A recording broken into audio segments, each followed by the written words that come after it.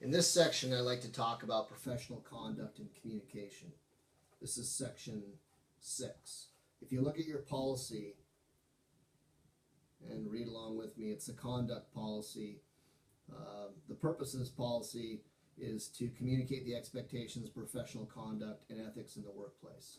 Now, we've adopted the code of conduct established by the American Society of Safety Engineers. We feel that this is critical for all safety professionals to adopt, and I believe that there are 6 core conduct requirements that we want to cover. The first one, which is fairly obvious, is treat other people with respect. And that's all people. I don't care if it's the administrative assistant, if it's the head of the project, if it's a client representative, it's a subcontractor. We treat everybody with respect at all times. By doing so, we're going to spread goodwill and it's going to be returned to us. I have a rule that goes along with this that I try to teach to people all the time, which is my 24-hour rule. If you get into a disagreement with somebody or you have an issue with somebody, I say take it, sleep on it, wait 24 hours before you respond. Sometimes you have to buy yourself some time by saying, you know what, I need to remove myself from this situation at the moment and I'm going to get back to you tomorrow. But do whatever you can to treat people with respect at all times and try to take the emotion out of any issues you have. Respect confidentiality. If somebody comes at you with a concern, a family issue, a question, whatever it may be, we need to respect confidentiality and ensure that we hold that very close. It doesn't matter what the situation is, whether it's information that we glean from a client, whether it's something that happens on the job site. We want communication with you on what's going on, but we have to respect the confidentiality, not post it on Facebook, not share it with friends, not go out and broadcast it. It's really important that we do that. For the most part, contractually, we're bound to do that with every client. Protect Intuitive Safety Solutions property.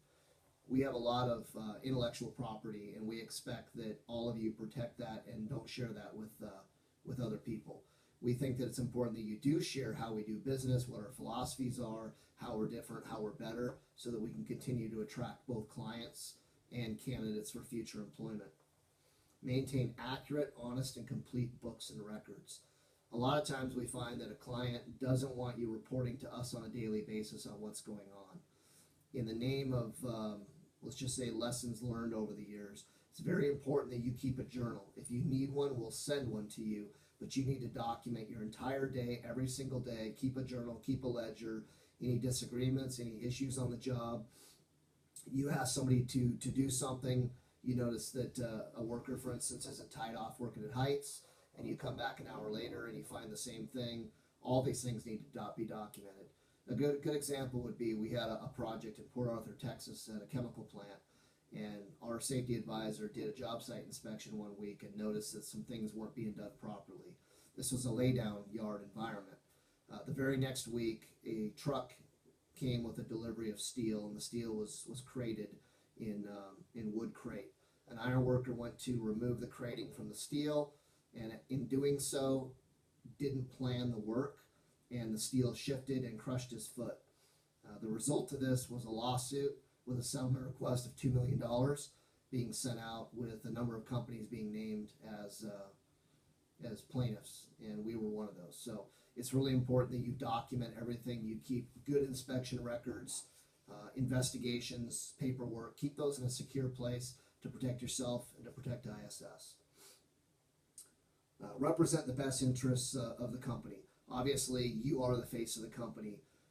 How your clothes look, whether you have an ISS vest on, an ISS hard hat, we expect that you look clean, you look presentable, you look professional.